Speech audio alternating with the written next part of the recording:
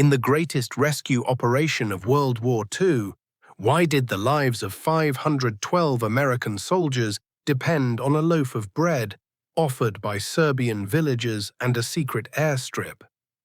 Deep behind enemy lines, without heavy machinery or engineers, built solely by the hands of local villagers, how did a makeshift airstrip save 512 men from certain death? In Operation Halyard, buried in the dusty pages of history, General Mihailovich rescued 512 Allied soldiers. Yet at war's end, why was he abandoned by his own government and condemned to death? The date was August 2nd, 1944, and midnight had barely passed. A lone American aircraft drifted silently through the skies above German-occupied central Serbia. Below, in a mountain meadow near the village of Pranjani, a flickering crimson glow trembled in the darkness. A last ember of hope. The pilot spotted it at once and began descending toward the meadow. As the aircraft dropped lower, 3 soldiers appeared in the open doorway and leapt into the dark, their parachutes billowing open as they vanished among the trees. Captain George Mussolini was 29 years old, a Serbian American, born in New York but raised in Pennsylvania. He had played football at the University of Pittsburgh, leading his team to the national championship in 1937, and had gone on to a professional career, wearing the jerseys of Chicago, St. Louis, and Pittsburgh. He was a big man, tough in temperament, and fluent in Serbian. The Office of Strategic Services, the OSS, America's wartime intelligence organization and the forerunner of the CIA, had deemed him perfectly suited for this grueling mission. Sergeant Michael Rajacic was the radio operator. He too was of Serbian descent. He too spoke the language fluently. Young, quick, and trained in Morse code, he possessed particular expertise in shortwave radio equipment. Technical Sergeant Arthur Jibilian was 21 years old. Everyone called him Jibby. He was an American of Lebanese descent, born in Ohio. He did not speak a word of Serbian, nor did he need to. His task was to maintain an unbroken radio link with Allied headquarters in Bari, Italy, on the far side of the Adriatic, some 300 kilometers away. All 3 hit the ground hard, tumbled, and managed to right themselves. They gathered their equipment. Within minutes, figures appeared among the trees. Bearded, broad-shouldered men with weathered faces, dressed in uniform and armed. They called themselves Chetniks, Serbian guerrilla fighters loyal to General Draza Mihailovich. The Americans were escorted to a farmhouse. General Mihailovich was waiting. General Mihailovich was 51 years old, gray-bearded, sharp-eyed, a commander of formidable presence. He had been a colonel in the Royal Yugoslav Army and was now the commander of the Chetnik resistance forces. He had been fighting the Germans since Yugoslavia's collapse in April 1941. Through 40 years of ruthless occupation, Serbian men had managed to hold the countryside, while the cities, main roads, and railways remained in enemy hands. Speaking through an interpreter, General Mihailovich opened the conversation. "All of your men are safe. We have done everything in our power to ensure their protection." Captain Mussolini scanned the room. "How many are there?" 250, perhaps more. They are scattered across the mountains. We are working to concentrate them in this area. Across the mountains of Yugoslavia, 250 American airmen, shot down over enemy skies, rescued by Serbian villagers and Chetnik fighters, had been hiding from German patrols for weeks, waiting for the day they could go home. This was the greatest military rescue operation of World War II. Its name was Operation Halyard. If anything went wrong, it would be a catastrophe of the first order. 6 weeks earlier, in late June 1944, Lieutenant Colonel Krieger, stationed at the 15th Air Force Headquarters in Bari, had been reviewing intelligence reports when a particular set of figures caught his attention. American bombers had been raiding the oil fields at Ploiești, Romania, for months. This region was Hitler's primary fuel source. The raids were crippling Nazi oil production, but the price was steep. Ploiești was a 1,500-kilometer round trip from Italy, and along the entire route, anti-aircraft batteries and Luftwaffe fighter planes lay in ambush. Every week, dozens of American bombers fell victim to German fire. Each aircraft carried a crew of 10. When a plane was hit, those with parachutes and enough luck could jump and survive. For an American airman who landed in enemy territory, the choices were few, and all of them were grim. The Germans typically captured them within hours and shipped them off to notorious prison camps. Stalag Luft 3, Stalag 17B.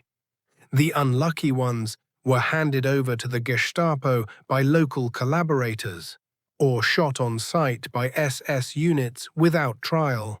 But the intelligence on Lieutenant Colonel Krieger's desk told a different story. Encrypted messages were arriving from occupied Yugoslavia.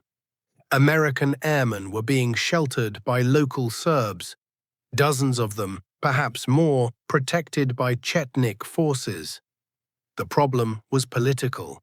Britain had supported General Mihailovich at the outset of the war, supplying arms, equipment, and liaison officers. But by 1944, the wind had shifted. Prime Minister Winston Churchill had decided to back Josip Broz Tito, the Moscow-trained Croatian communist leader. He believed Tito was fighting the Germans more aggressively.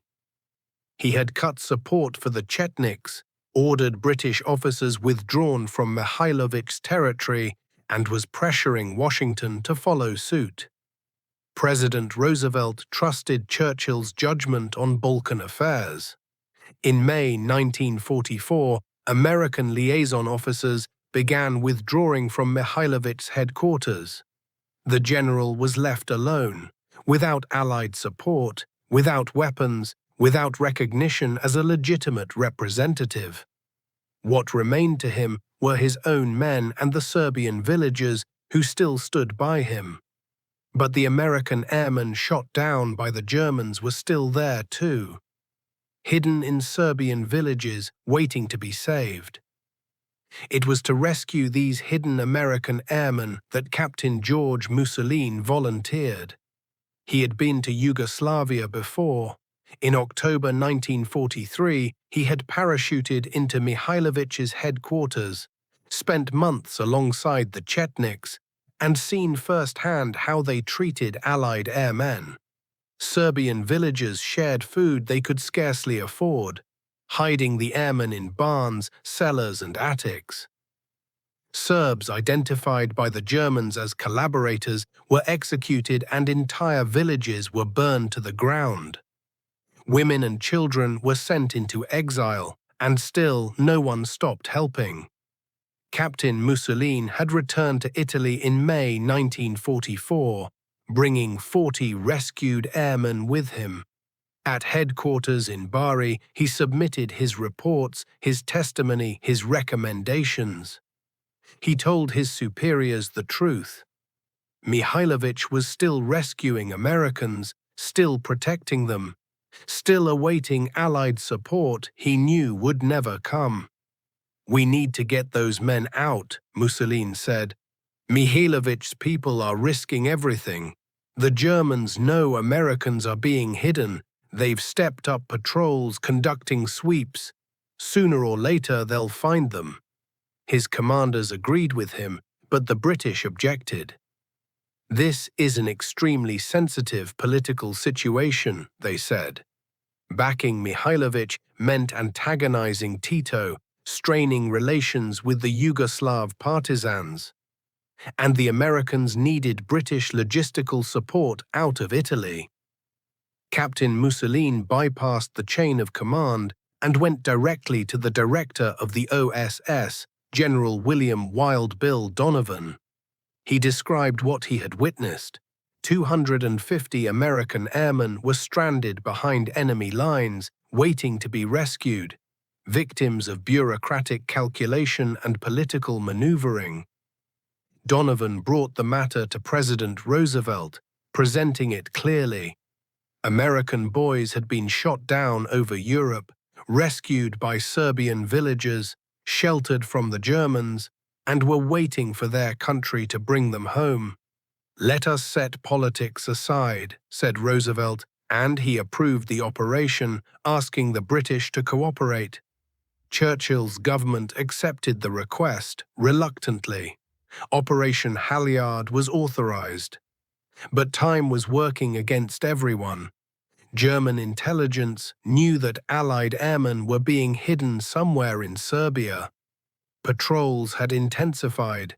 Rewards were being offered to anyone who reported villages sheltering Allied personnel. Meanwhile, Tito's partisans were pushing toward Mihailovic's territory.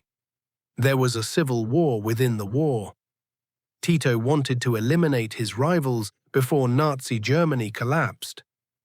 If the partisans reached Pranjani before the Americans did, the hidden airmen would become hostages. Against all these political calculations, Captain Mussolini assembled his team. Rajacic and Jibilian had both volunteered and both understood the risks. The plan was straightforward. They would drop into occupied Serbia, make contact with General Mihailović, organize the hidden airmen, build an airstrip by hand, and coordinate the evacuation flights, all while evading German patrols and partisan forces. At the same time, they would keep 250 exhausted, broken, and wounded American soldiers alive. The first attempt to fly into Serbia failed. It was July 15, 1944. The aircraft suffered a mechanical problem, and the mission was aborted. The second attempt came on July 20th. A thick bank of storm clouds over the Balkans reduced visibility to zero, and they turned back. The third attempt was scheduled for July 28th. A navigational error, caused by incorrect coordinates, left the pilot unable to locate the signal fire. For an hour, the aircraft circled in the dark. The risk of flying blind forced them to return to Italy. Captain Mussolini was furious. Every passing day increased the danger. Every delay or aborted mission raised the likelihood that the Germans would find the Americans hiding in the mountains. Every postponement eroded the morale of those waiting to be rescued. The fourth attempt was set for August 2nd, 1944. The sky was clear, visibility perfect. The correct coordinates were in hand, and the signal fire could be seen from kilometers away. Mussolini, Rajacic, and Jibilian jumped into the Serbian highlands just after midnight. They landed safely. Within minutes, they made contact with the Chetniks. By dawn, they had reached General Mihailovic's headquarters. The general met them with reassuring words. "My men are ready for everything. We have been expecting you." Captain Mussolini assessed the situation. More than 250 airmen were waiting to be evacuated. Some had made their own way after being shot down. Others had been escorted by Chetnik guards. Serbian villagers had risked everything to move the Americans along German-controlled roads, sometimes disguising them as peasants, sometimes hiding them beneath loads of hay or sacks of potatoes, transporting them by night through dense forests. The American airmen were physically and spiritually spent. Many were wounded. Some had broken bones from their jumps. Others had shrapnel wounds or burns that were threatening the integrity of their bodies. Chetnik medics had done what they could with desperately limited supplies. Serbian families had shared whatever they had: bread, goat's milk, the rough local brandy. It was enough to sustain morale, but time was running out. 20 kilometers to the southeast, there was a German garrison complete with a Luftwaffe airfield, fighter planes, and reconnaissance aircraft. If the Germans discovered the evacuation, everything would be finished. There was another problem. The terrain. Central Serbia was mountainous and heavily forested. There was no flat clearing of at least 600 meters, the minimum required for transport aircraft to land and take off safely. General Mihailovich's solution was as audacious as it was ingenious. They would build an airstrip themselves, by hand with villagers, axes, shovels, and oxen. They would uproot trees, carry away rocks, level the earth, and construct a runway capable of handling a landing aircraft. To build a runway in occupied territory, without heavy machinery, without engineers, and against the clock was, by any reckoning, a madman's plan. But if it worked, it would be a miracle. "Can this be done?" Captain Mussolini asked. General Mihailovich smiled. "It will be done. My people have endured worse than this." Hundreds of Serbian villagers set to work at once, men, women, children, all laboring with desperate urgency. Some swung axes, others hauled stones, leveled the earth, or tore out roots, locked in a common struggle. German patrols combed the mountains and hilltops. Partisan scouts watched from a distance. All construction work was carried out at night, with lanterns dimmed and in absolute silence. During the day, when German aircraft flew over the ridgelines, the villagers drove their livestock onto the cleared ground, grazing cattle, wandering sheep, farmers at the plow, creating the illusion of an ordinary village going about its business. Captain Nikola Vukcic supervised the construction of the airstrip. An engineer and former officer in the Royal Army, now a Chetnik soldier, he measured distances with his own strides and gauged levels by eye. There was no equipment, no blueprints, only experience and desperation. The runway had to be flat, capable of bearing the weight of a 15-ton aircraft, and long enough for a fully loaded plane to take off. The calendar read August 9, 1944. The time was 1:30. From the distance, the sound of aircraft engines began to rise, growing louder. 4 C-47s were approaching from the southeast, flying without lights. They were guided by the position of the stars and a radio beacon. Jibilian transmitted the final coordinates and talked them in. At each end of the airstrip, small fires were lit, just enough to mark the approach path. The first C-47 began its descent. The pilot spotted the signal fires flanking the runway, aligned his approach, reduced altitude, and cleared the treetops by 20 feet. The wheels touched earth, bounced and held. The engines reversed, the aircraft rolled to a stop at the far end of the strip, turned around and sat ready for takeoff. The second C-47 followed, then the third, then the fourth. The engines idled, the aircraft waited, side doors swung open, crewmen poured out onto the ground. "Load up, let's go, move," they shouted. The stranded American airmen ran. They scrambled up the aircraft steps.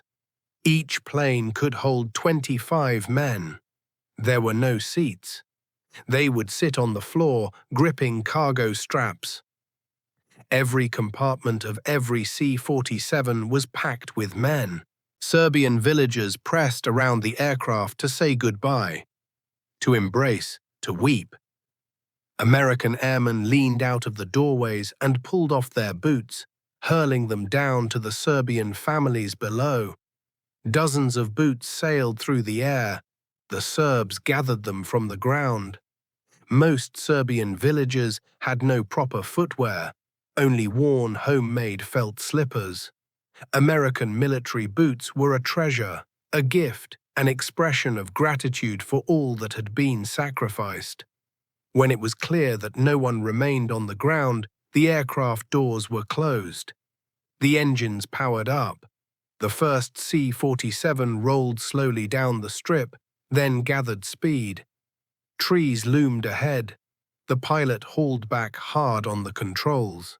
The nose rose and just barely cleared the treetops, branches scraping the underside of the fuselage. But the aircraft was airborne. They were safe. The pilot turned the plane west, toward Italy. The second aircraft went next, in the same breathless fashion.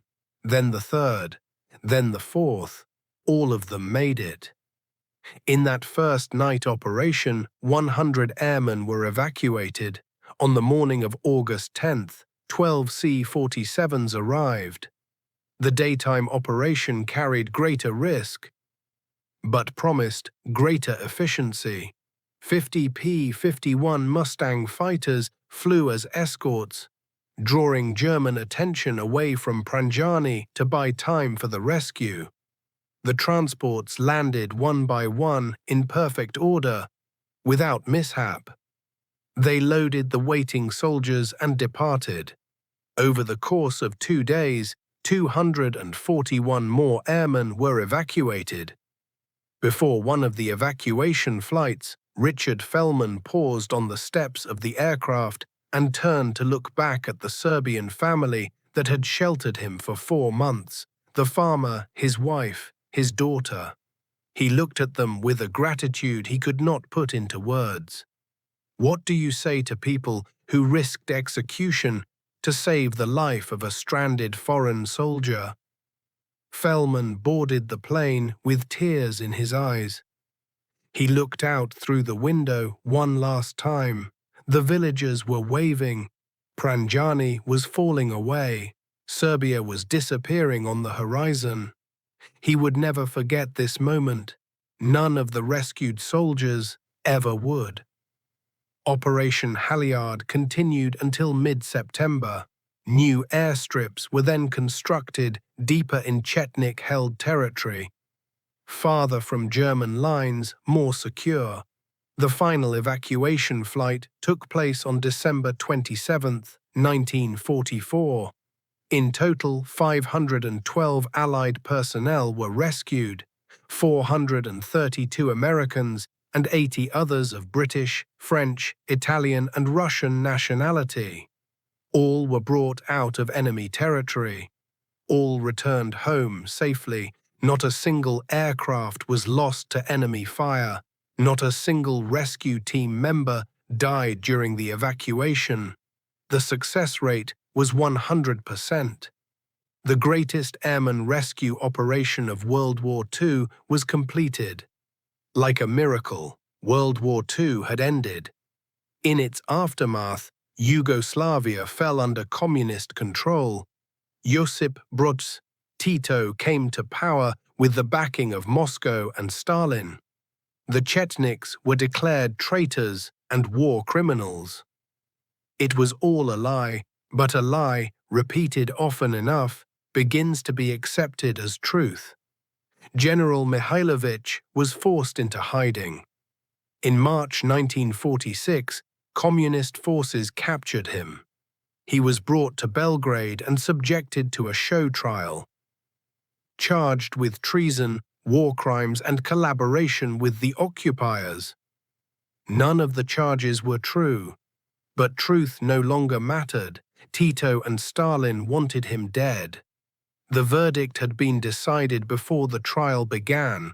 When news of the trial reached the rescued American airmen, the men who had been evacuated through Operation Halyard, They fought to help General Mihailovich. They wrote letters to President Truman, to Congress, to the State Department. They swore on oath that Mihailovich had saved American lives, that he had protected stranded men, fought against the Germans, and risked everything for Allied personnel. As proof of his loyalty and courage, they presented the names of 512 rescued Allied citizens. The American and British governments could do nothing.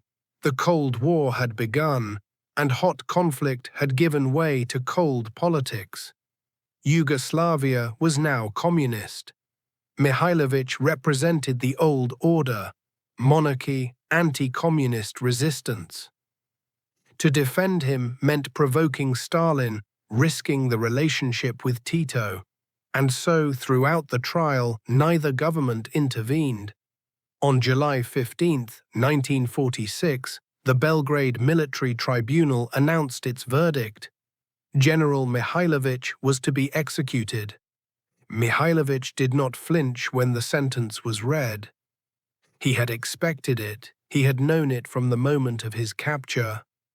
He had only one wish, that the world would remember him, that it would not forget him, nor his soldiers, nor the Serbian villagers, the mountain communities, the poor women and children of those villages who had rushed to help without any thought of reward, who had risked everything for Allied lives.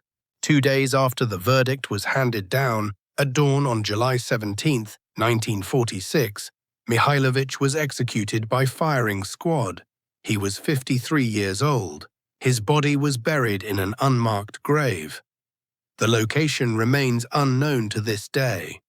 Communist authorities destroyed all records, eliminated all evidence, and erased him from history as though he had never existed. But 512 people never forgot him. For decades they lobbied, petitioned, testified, and fought. Finally, in January 1948, 2.5 years after Mihailovich's execution, President Truman awarded him a posthumous Legion of Merit, the highest American military decoration awarded to foreign nationals at the level of Chief Commander. It was given in recognition of his organization and leadership of the resistance, his rescue of Allied personnel, and his demonstration of courage and loyalty. The award was kept secret for 20 years. The American government did not wish to antagonize Yugoslavia's communist regime or offend Tito. So it honored a hero in silence, presenting a medal no one would see and an act of recognition no one would hear of. It was not made public until 1967, when, at a ceremony attended by Richard Fellman and other rescued airmen, General Mihailovich's courage was publicly proclaimed, his heroism acknowledged, his sacrifice recognized, and his memory honored. In 2015, Serbian courts overturned the 1946 conviction. The trial had been a political performance, a preordained communist charade. In his ruling, the judge emphasized that the court had not examined whether Mihailovich was a war criminal, but whether he had received a fair trial. Everyone already knew the truth. He was not a criminal. He was a hero, killed because he had saved Allied lives. Today, memorials to World War II stand across Serbia. In Pranjani, Boljanic, and Koka, monuments honoring Operation Halyard, the Serbian villagers, the Chetniks, the OSS agents, the airmen, and the pilots who landed under impossible conditions can be found in the town squares. American veterans, now elderly men, come to see these memorials. They return to Serbia to find the villages where they hid, the fields where they were saved. They embrace the descendants of the families who sheltered them. They weep together. They remember together. Though 80 years have passed since the war, they still carry gratitude within them. and they still know they are brothers. Captain George Mussolini returned to America after the war, continued his intelligence work, and never forgot Serbia. He was buried with honors in 1987. His legacy was 512 saved lives, men he had brought home safely through the mission he commanded under Operation Halyard. Arthur Jibilian, the young radio operator of Operation Halyard, also returned to Ohio after the war and lived quietly. He received the Bronze Star. He died in 2007, remembered as the man who guided the aircraft home through the dark. George Vujnovich, the architect and coordinator of Operation Halyard, returned to New York after the war and worked in the aviation industry, becoming an unassuming businessman. His neighbors never knew that he had organized the greatest airman rescue operation in history. He never boasted of it. He never sought attention. He died in 2012 at the age of 96. He received the Bronze Star, and the truth was remembered only by those who already knew it. And those 512 men survived the war. They went home. They built families, forged careers, lived full lives, because Serbian villagers had shared bread they could not spare, because Chetnik fighters had risked execution on their behalf, because General Mihailovich had chosen human dignity over his own safety. Operation Halyard remains, for the most part, a forgotten chapter, buried in the dusty pages of history. It is not taught in schools. It is rarely mentioned in the major accounts of World War II. It has been eclipsed by the epic stories of D-Day, the Battle of Stalingrad, and the atomic bomb. But for the children and grandchildren and great-grandchildren of those 512 men, those other epics are beside the point. Because without Operation Halyard, those men would not have lived. Thousands of people exist today because of the courage of Serbian villagers. That is why Operation Halyard must be remembered, not merely to understand a military operation or a set of statistics, but to grasp what Operation Halyard was truly about: humanity, generosity, sacrifice, and honor. The bread shared in the midst of war. The doors opened in spite of the threat. The willingness of those whose names are not even known to risk everything. 512 men escaped from enemy territory, through a brutal occupation under impossible conditions, because some people still believed that doing the right thing was possible, even when history had forgotten them, even when the world had betrayed them. This was the story of Operation Halyard. It was the greatest rescue mission of World War II. It was a forgotten miracle, but a memory that must never be allowed to fade. If you enjoyed our story, please remember to like the video and subscribe to the channel. Turn on your notifications and activate the bell icon so you can be the first to hear about our new videos. As we always say, you are ambassadors of peace, helping us bring our community to every corner of the world. From which part of the world are you watching our channel? We'd love to hear from you in the comments. Like the heroes featured in this video, you are part of keeping the memories of World War II alive. We are endlessly grateful. Stay well.